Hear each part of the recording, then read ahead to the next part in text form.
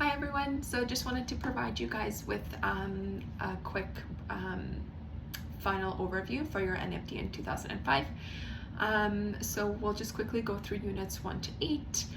So we'll start off with unit 1. So I guess the biggest takeaway from that unit is to review your growth and development. So typically growth and development are usually used interchangeably. However, there are key differences between the two. So obviously with growth, any physical changes that we do see, and then with development, it's more so like assessing a person's ability to perform tasks, but also making sure that they're meeting their milestones. So development includes both physical and cognitive aspects. And then the three theories that we are looking at is Erikson, Piaget, and Kohlberg. So with Erikson, it's the psychosocial development, Piaget is the cognitive, and then Kohlberg is the moral and ethical development. So for infancy, when we're reviewing infancy, we want to look at the sensory motor stage. So this is the stage where there's like trust versus mistrust, and then also our infants meeting their milestones. So things such as are they smiling at 2 to 3 months of age? Are they rolling over at around 3 to 4 months? As well as are they starting to crawl by 9 months, walking between like 12 to 22 months, and then just kind of learning about the world through their senses. For toddlers, the biggest thing for development is social anxiety. So are they getting the social anxiety? And then as well as one of the things that we may notice is behavioral regression in relation to stress. And then at the stage, they should be speaking in 1 to 2 word sentences. And again, this is kind of going from infancy, but they should be starting to walk at this point. And then their need to exhibit autonomy. So autonomy versus shame or doubt. For preschoolers, so in this developmental stage, it's about initiative versus guilt, and then pre-operational stage. This in the preschoolers development and age group, they're very highly imaginative. They do a lot of imitation play. They're fine, and their gross motor skills are a lot more refined. And then this is where magical thinking, so where they have like a fake friend or and then for school age, so this is the concrete operational stage. So they are able to understand concepts if they are presented in a concrete, observable manner. And then they're able to play games and take turns. And then the next one is for adolescents. So this is the formal operational stage. So their ability to understand abstract concepts and develop hypotheses. And then this is where the secondary sex characteristics develop. And then the biggest kind of takeaway from this adolescent is their identity versus role confusion. So that's their kind of biggest developmental issues, I guess. And so I would say when you're looking at your developmental stages, also be mindful as to how, as nurses, our approach is, and how we interact. So our communication styles, problem solving with different age groups, so that's very important. And then for nutrition wise, so for infants, breast milk and formula until about 1 year of age. And then we start adding in additional foods as well as iron source, so your solid foods at about 6 months of age. If we're noticing that infants are having iron deficiency anemia, so the biggest thing is to start introducing green leafy foods or like pouches and things like that. For toddlers, so allowing them autonomy to make choices, and then this is kind of that fun stage where they like to be feeding themselves. And then for preschoolers, so obviously want to serve healthy snacks and limit the amount of junk food that we're giving. And then for school age and for adolescents, allowing them and like helping them plan and prepare healthy meals, and then allowing them to work healthy choices into their normal routines.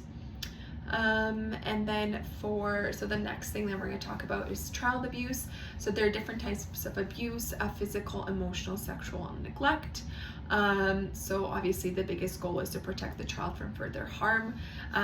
One big takeaway from this is that when children are hospitalized and something, for example, there is, if they do scans or things like that, and there is suspicion of child neglect or child abuse, such as you could see retinal hemorrhage in scans.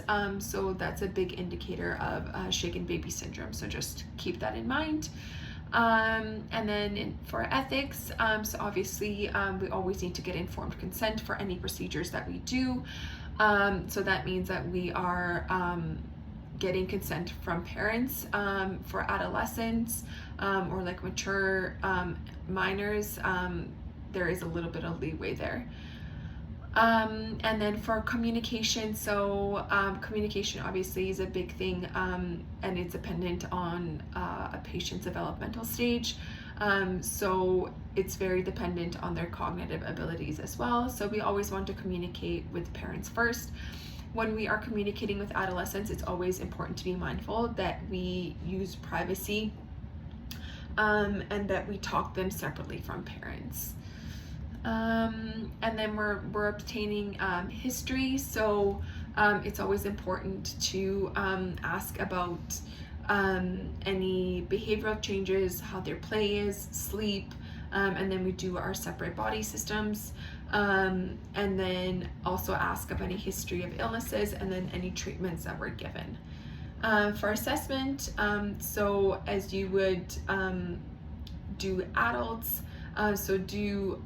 obviously we want to do the most invasive procedures last, allow them choices when we're able to. For children, you could make a game out of your assessments. And then for adolescents, obviously we want to give them privacy. So for vital signs, so we always want to be mindful because there is such a wide range of vital signs for all of our developmental groups, and all of our different stages. So for any vital signs, the rule typically is we always want to do the apical pulse for a solid 60 seconds, so for a full minute. And then the normal temperature range is anywhere between 35.8 to 37.5. And then so when we are looking at assessment differences in children, so neurological, so we want to be mindful that development is incomplete, so they're still growing. Some reflexes may be present but not in babies, but those would not be present in adults or older children. And then also we want to be very mindful of behavioral issues. Key differences as well is that the chest wall in pediatrics patients is thinner in comparison to adults. And then for MSK, so joints are looser, and then obviously bones are not fully developed, so not fully ossified. And then for, again, if we're doing any procedures, always remember that we want to be mindful of their developmental stages, use concrete explanations, and then we always want to do any, whether it's invasive or non-invasive procedures, we don't want to do it in their room because we just don't want to associate any painful procedures. We're like in their safe space. So if you do have to perform any procedures, you kind of want to try to take it into like a treatment room or somewhere else. And then when we are completing our procedures, so we always want to allow therapeutic play, and then allow children to express their feelings. So for children, so school age children, as well as toddlers, when you are explaining something, you do want to try to be direct and not necessarily give them too many options because they obviously would say no. But just say, like, you know, even if you're giving medication, you say, would you like it in a cup or in a syringe. So you're kind of not really giving them the option to say no. You're giving them a choice of how they were going to take it, but not necessarily like, you know, them saying like, would you like to take this now? Of course, they're obviously going to always say no. So so just be mindful of different strategies to use depending on their developmental stages. For immunizations, so the different schedules are dependent on kind of where we live. So each province or I guess a country has different rules and stipulations for that. But in Alberta, immunizations are given at 2, 4, 6, 12, and 18 months. And then Hep B vaccine is only given at birth to infants born with Hep B positive mothers. Hep B and Gardasil are given in grade 5, and then tetanus booster in grade 9, and then it's done every 10 years. For pain assessment, so the biggest takeaway for pain assessments is obviously we want to look at their developmental stages and age groups. So for babies, the biggest thing to look for is behavioral or facial changes. For toddlers, again, we want to look at behavioral changes as facial changes, as well as there's any regression in behaviors. For preschoolers, so we're using our FLAG scale, so our face scale. And then for school age and adolescents, so it would be the same as adults. So you would you do verbal description, you could do 0 to 10. It doesn't really matter. And then for pain management, so narcotics and opioids can be safely used in children. And then children do and can experience pain, so it's always important to be mindful and to be checking for indicators if a patient is in pain or uncomfortable. And then we never ever want to use injection as a threat, so never say, oh, I'm gonna have to give you this sort of thing. And then when we are administering medication, so the biggest, most important thing is always to make sure that we're doing the correct calculations. In pediatric, everything is weight-based, so we want to have the most accurate weight to be able to administer our medications, being mindful of the dosages and if it's within their therapeutic range. And then we never want to give more than your typical adult dose. So again, in pediatrics, everything is weight-based. So every single patient should have a different dose of Tylenol. So if you do see, sometimes that changes if it's an adolescent. So if you do have like a 17-year-old who weighs just as much as an adult and developmentally is already an adult, you might see physicians already prescribe Tylenol as like a 325. That's a different circumstance versus if you have a baby and you see a 325 milligram Tylenol order. So you know that that's incorrect. It should be way smaller as it is weight-based. So when we are administering oral medications, so we want to offer choices where they do exist, but we want to be mindful of how we're offering those choices. So again, it's either we don't say, oh, or we don't want to give them a choice about taking the medication, but we want to give them a choice of how they're going to take that medication. So again, I can put it in a med cup for you and you can have it in a syringe. If we're administering oral medications, we want to be mindful that typically we'll put it on the side of their mouth so that they could just swallow it. Otherwise, if we do it kind of in the front, typically they'll end up spitting it out anyway, so then you'll have to repeat your doses. And then obviously we always want to give them praise and praise cooperation afterwards. Say like, good job, you did great. And then when we are administering injections, so thing to be mindful, the sites are typically very similar to adults, except for we never use a deltoid before age of 1 because it's not fully developed, and obviously babies are a lot smaller than adults, so the muscle mass is a lot smaller. And then we do not use the gluteus maximus before children are able to walk because again, the muscle is not fully developed. We try to not utilize restraining as a form of pinning kids down to administer medications, so we just want to be mindful of that.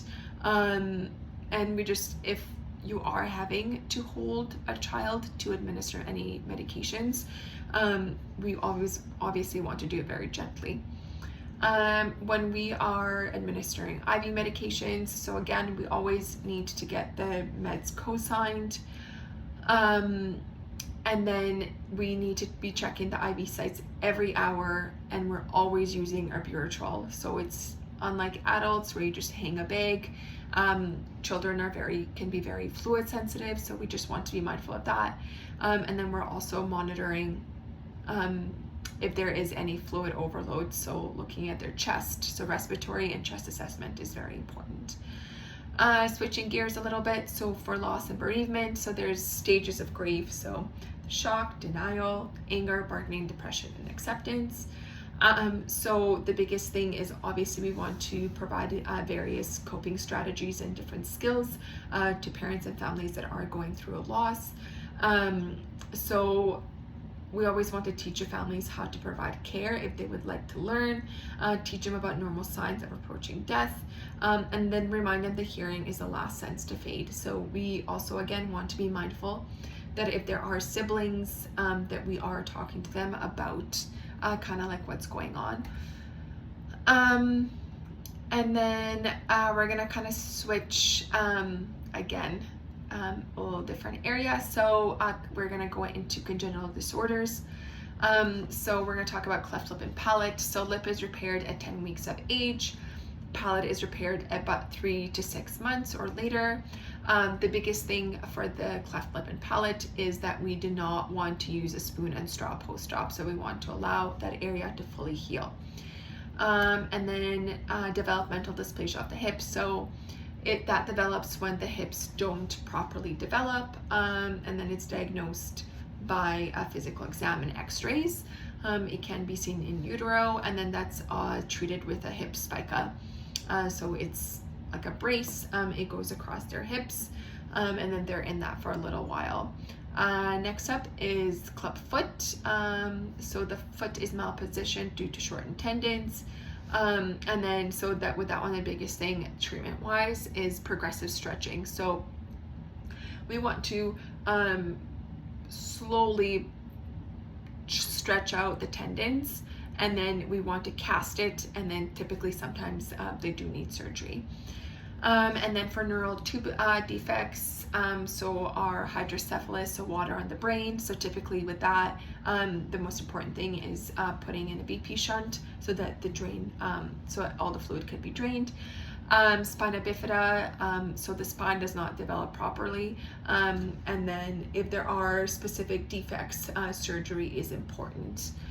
And then for non-destruction disorders, so there's various disorders that you guys could look through. So all the trisomies 13, 18, 21, things like that. So just be mindful of any specifics that go with those disorders. I think the biggest takeaway for those is cognitive delay that kind of comes with those things with like Down syndrome, being mindful of characteristics for Down syndrome, as well as kind of like the prognosis of what that looks like. So again, like I said, typically any cognitive defects that patients might have. And then when we're looking at infectious disorders, so any of the viral illnesses such as mumps, measles, rubella, varicella, mono. So I think the biggest takeaway with those is to be mindful of kind of specifics as to, they all kind of typically look the same or present the same, but it's mindful of the different key characteristics that separates each of them. So, like varicella could have could have a rash with various papules that are at different stages. So you just want to look at and be mindful of different key characteristics that differentiate them, as well as being mindful of the type of isolation that we would do for these viral diseases. So keep in mind. And then for infectious disorders, so bacterial, so we just talked about viral. For bacterial, we have scarlet fever, impetigo, and pertussis. So again, any of isolation precautions that we would keep in mind with these, as well as any key characteristics that would distinguish one disease process from the next. And then any of, as well as any parasitic, so just review any of the hookworms, roundworms, pinworms, so kind of like what distinguishes one from the other. The biggest thing in pediatrics, obviously, that could have detrimental effect in children is diarrhea and vomiting. So biggest thing, again, obviously, to take away from that is diarrhea and vomiting, because of the fluid loss and electrolyte imbalance, could lead to shock. So we want to be very mindful of their ins and outs when we are assessing any children that have diarrhea and vomiting. Babies and children have more extracellular fluid than adults, so they lose fluid a lot more quickly versus obviously an adult, so they are a major risk for dehydration. If we are able to provide oral hydration, we want to do that first. If not, then we want to do an IV fluid. And then determine when vomiting occurs relative to feeding. So and then we'll move on to GERD, which is gastric reflux. So usually it's idiopathic, maybe caused by H. pylori in some cases. And then biggest takeaways from that is treatment-wise, we can give out medications specific for that. We also want to avoid foods that may cause reflux. And then the biggest thing is to keep any infants or babies sitting upright for at least half an hour after feeding. Pyloric stenosis, so typically it's when the biggest symptom is projectile vomiting shortly after they're eating. And then pyloric stenosis is treated surgically. And pyloric stenosis is a condition where the pyloric valve is hypertrophic, so there's narrowing. And then so we'll just kind of go back to that because all these are kind of related to vomiting. But the biggest thing to look at of dehydration versus overhydration. So for dehydration, obviously lack of fluids. So the biggest signs and symptoms is dry skin with very poor turgor, sunken eyes, and fontanelle. So if you ever notice that, this is why when we do our infancy assessments, that we are checking for their anterior and their posterior fontanelles, because one of the biggest signs of dehydration in infants is a sunken fontanelle. Now, if they do have overhydration, so they're given too much fluid, the big thing you're going to notice is edema because the fluid is leaking from their interstitial space to their extrastitial space. And then the biggest thing and side effect that can happen is that seizures and loss of consciousness. So that's a bit of a later sign and symptom, however, still a very, very dangerous symptom. And then with overhydration, sometimes what can happen is third spacing. So what that means is the fluid that's leaking out starts going into their lungs, and you can hear a lot of crackling. So doing a proper chest and respiratory assessment is very important. Constipation, so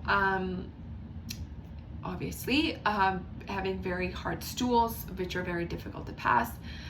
So the treatment for that is obviously to increase fluid and fiber intake. And then, but again, being mindful of the amount of fluid that we are giving. Appendicitis, so inflammation of the appendix, characterized by abdominal pain, low-grade fever, and vomiting. And then the treatment plan is typically surgery. Colic, so crying in babies due to abdominal distress. You'll notice that the babies have red face, legs are drawn up, and their abdomen is rigid. We always want to rule out food intolerances. Usually lasts about 3 months. And then obviously the hardest thing is coping mechanism, or teaching parents coping mechanisms, as it can be a very difficult time for parents as babies are constantly crying, and so it's very difficult. Interoception, so it's where a part of the bowel kind of like folds back into itself. So it can cause great abdominal pain, distension, and then current jelly looking like stools. So barium and air enema are the diagnosis, and it's often curative. And then if that is not effective, surgery is required, and there is probability and chances of it happening again. Celiac disease, so that's damage to the intestinal villi by gluten. It is typically diagnosed with blood tests and intestinal biopsy, and then we want to be mindful that a gluten-free diet is required for that. Any of the urinary disorders, so UTIs, glomerulonephritis, nephrotic syndrome, and enuresis, which is bedwetting.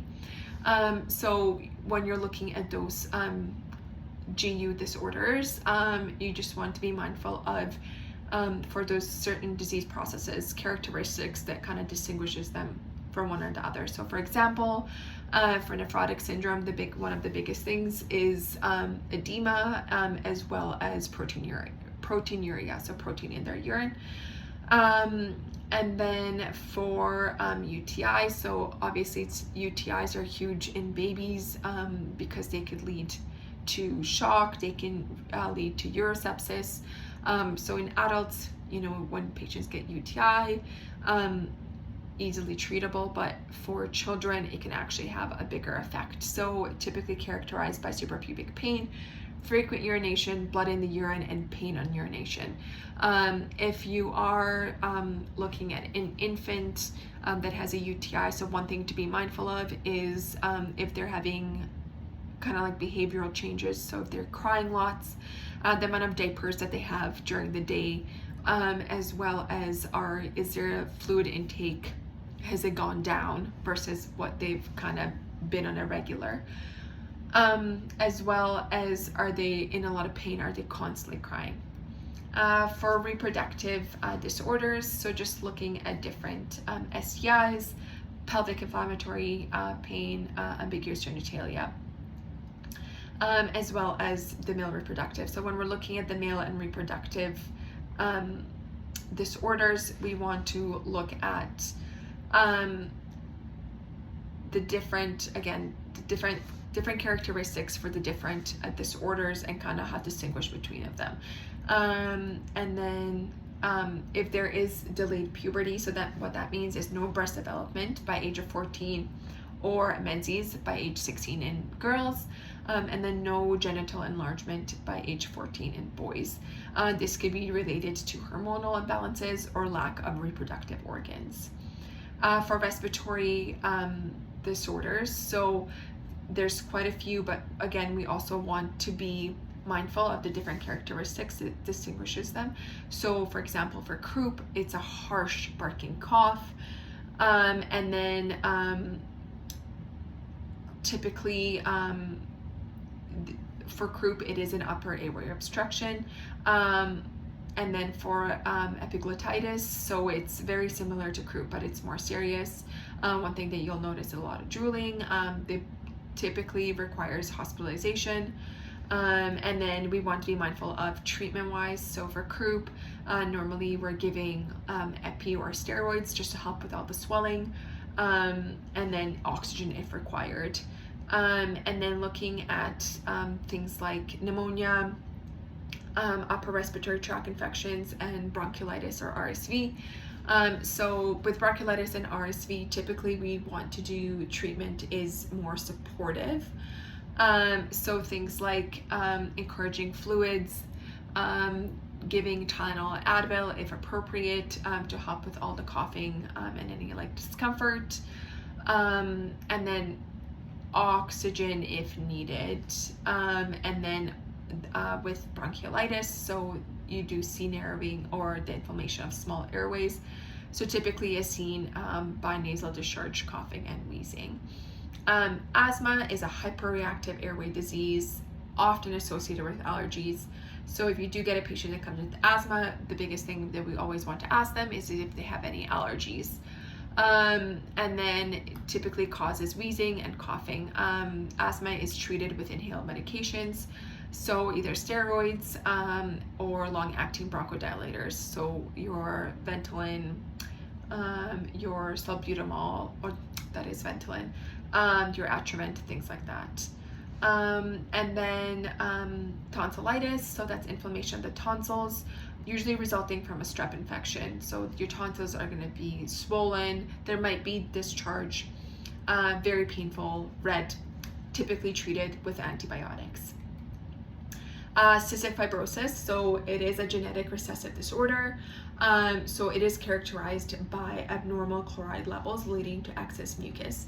So it affects the three biggest things that typically it affects is your lungs, your pancreatic ducts, and your vas deferens in males. And then switching over to heart disease, so there is congenital or acquired. So again, when we're looking at looking at the different cardiac disorders, you want to be mindful of treatment plans as well as different characteristics for those diseases. Kawasaki disease, so it's where your blood vessels become inflamed. It is an autoimmune vasculitis. Aspirin is given to prevent embolism development, and then a lot of times IVIG is used as treatment. Sickle cell anemia, so it is a genetic recessive disorder. So you have hemoglobin S instead of hemoglobin A. So the red cells are sickled, so they have this appearance. They're not like almost nice and juicy. They kind of look like they're dehydrated. So the biggest thing to be mindful of with sickle cell patients is that it can cause, when they go in a sickling crisis, it can cause severe pain. So the biggest thing to be mindful is pain management, correcting hypoxemia, and rehydration. Iron deficiency anemia, so we kind of touch on this briefly, but overfeeding of milk is the most common cause of iron deficiency anemia, and if it's in toddlers, no cow's milk until the age of 1. So very important, no cow's milk until the age of 1. And then babies need additional source of iron after 6 months of age. So again, like I mentioned earlier, any grain foods or like pouches, things like that, or can be treated with iron supplements. Hemophilia, so it's a blood disorder characterized by clotting factor deficiency. It can cause severe bleeding, often in the joints. And then so the treatment plan for that is periodic infusions of clotting factors. So we want to be mindful that obviously our patients are a huge risk for bleeding. So you want to look at any signs and symptoms of bleeding. As well, you want to provide education to patients in regards to like risks of bleeding. So like, don't brush your teeth too hard. If adolescents are having to shave, be careful with your razors, things like that. So idiopathic thrombocytopenia purpura, so it's a lack of platelets, often is a result of a viral illness, and then you are at a greater risk for bleeding because you have a low platelet count.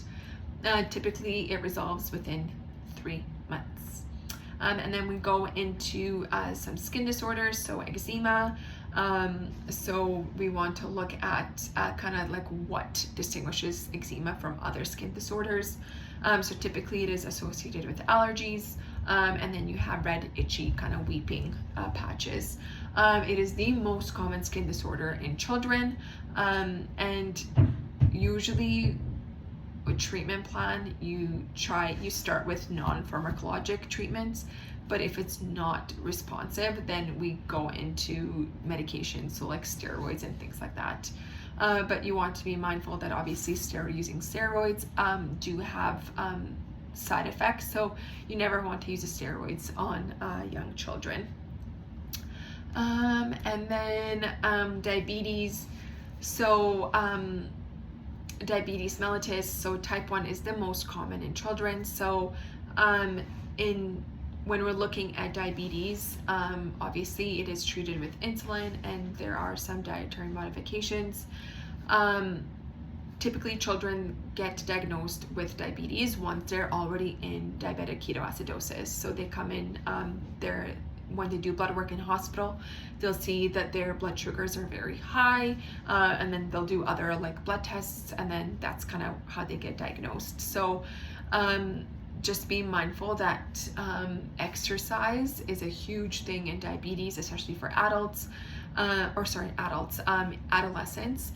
So for adolescents, if they're very active and very big in participating in sports, they need to be mindful, as it can decrease their blood sugar levels.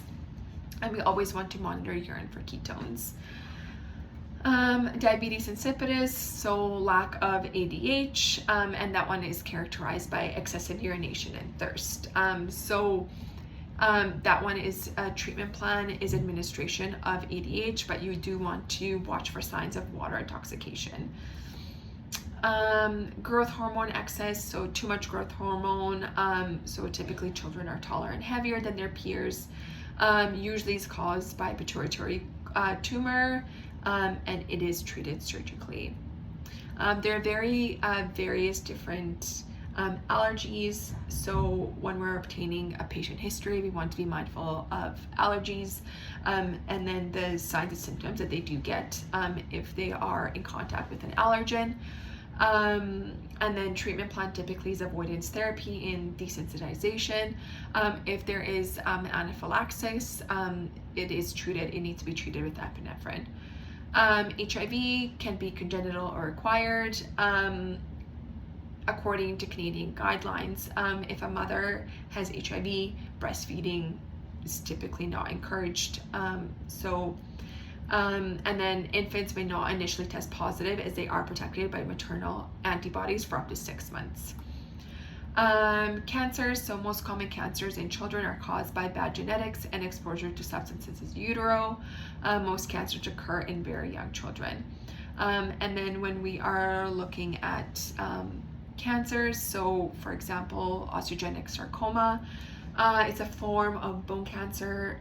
Bones become weakened due to the tumor, and then the biggest result from that is fractures. But fractures in relation to minimal injury. So, like if you give someone like a little punch or something, and they have a fracture, that's a red flag. Typically may or may not require amputation, as well as chemotherapy and radiation. So for any children with cancer, obviously the biggest thing is support and coping mechanisms. Rhabdomyosarcoma, so it's a solid tumor of muscle tissues, again treated with chemotherapy and radiation. Leukemia is acute lymphocytic, is the most common malignancy in children, characterized by anemia, fatigue, frequent infections, and easy bruising. It is diagnosed with a blood test, and again, treatment plan, chemotherapy, radiation, and then the bone marrow transplant.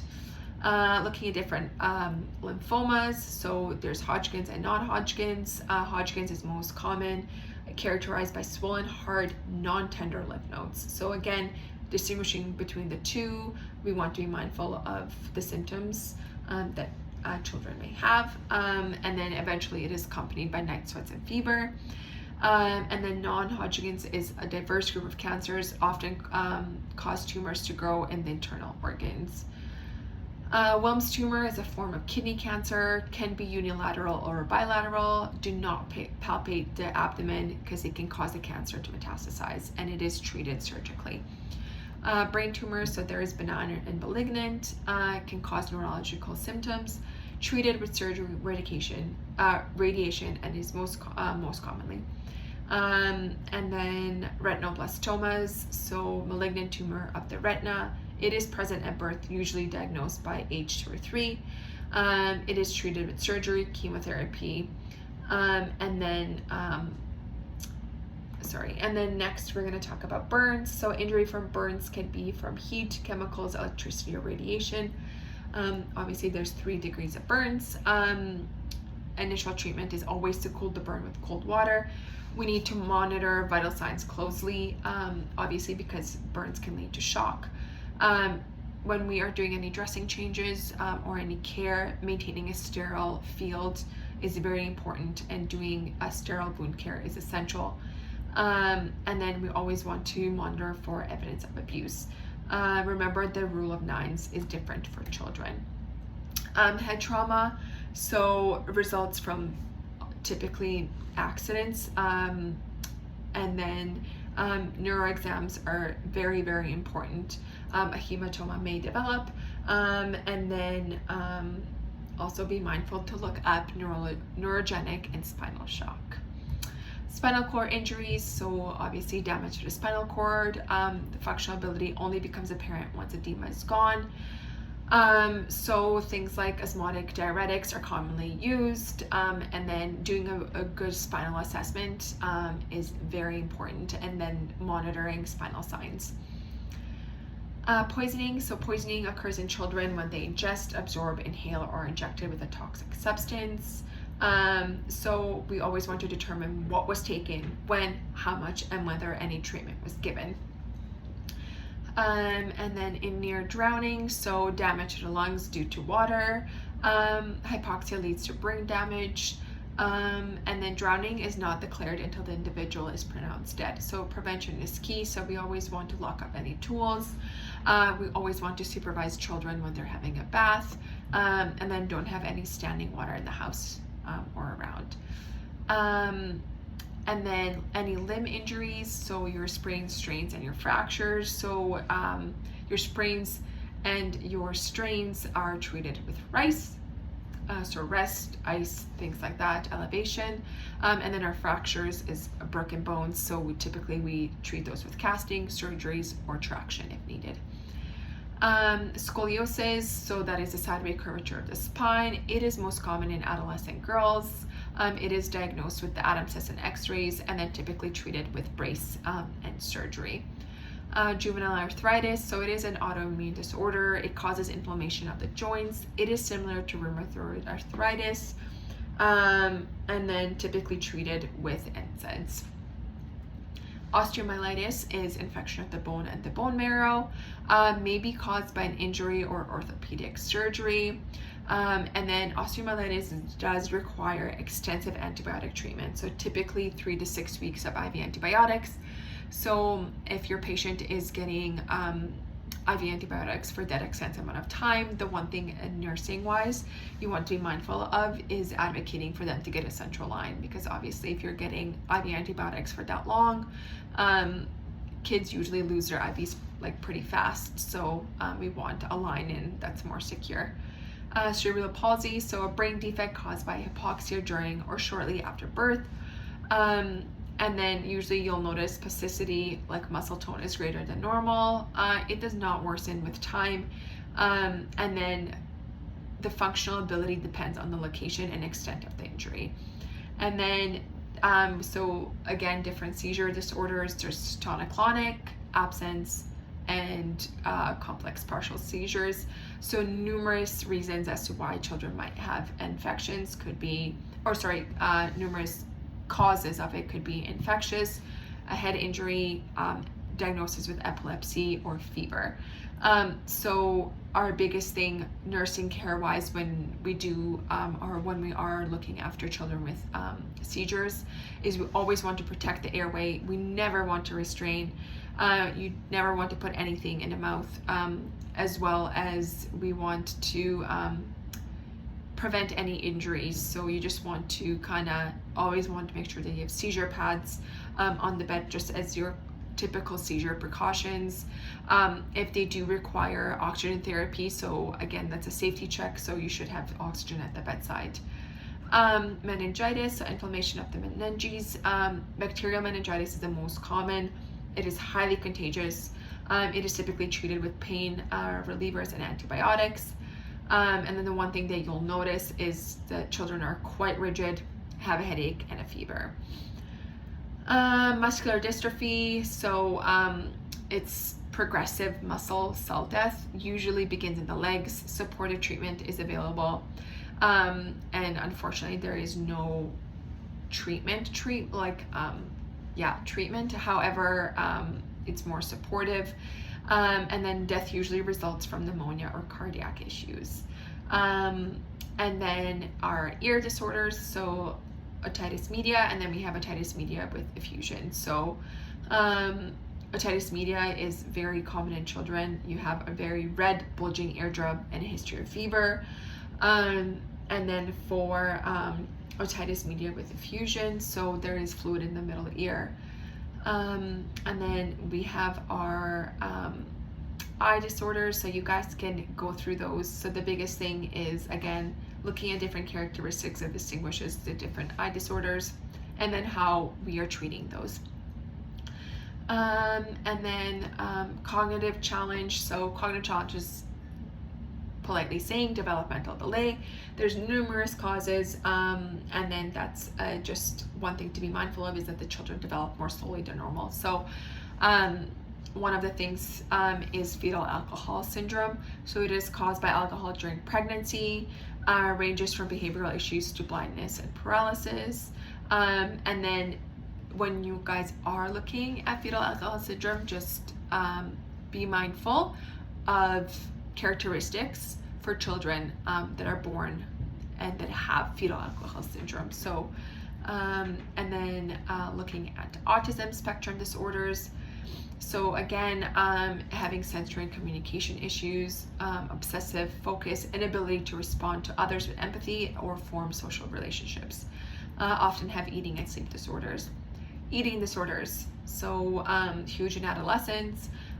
So one thing is looking at anorexia, bulimia, and binge eating disorders. So they're all kind of different in a sense that anorexia is starvation due to your perception or the patient's perception of being fat. Bulimia is binging on large amounts of food and then following by purging, whether it's vomiting, dieting, laxatives, laxative abuse, or exercise. And then for binge eating disorders, it's binging large amounts of food without purging. ADHD, so primarily inattentive, hyperactive, or combined. So it's treated with medications, most commonly Ritalin, which is a stimulant. ADHD is not associated with a low IQ, and then the biggest thing for children with ADHD is they do need discipline, and they do a lot better with a structure and routine. Depression and anxiety disorders, so it presents itself typically the same in children as it does in adults. We always want to watch for risks of suicide, and any signs of suicide, and then treatment is counseling, or it could be medications. And then looking at tic disorders, so repetitive movements, inappropriate sounds and languages. Typically treatments is medications, behavioral therapy, and gum can be helpful. And then for all of those disorders, so any of the disorders, as well as when you are looking at them, we want to be mindful of, again, like I've mentioned multiple times, about certain characteristics that distinguishes different disorders or like a group of disorders from one another. So again, like skin, respiratory, so there are different characteristics that will distinguish them from one another. For growth and development, we want to keep in mind that if we are assessing pain, different strategies that we would use of how to observe or how to obtain a pain rating. So for example, in an adolescent, you could just ask, are you in pain? If you had to rate your pain as 0 to 10, what would it be, using verbal descriptions? Whereas in toddlers, you would be mindful of the Flax scale, so you would want to keep that in mind.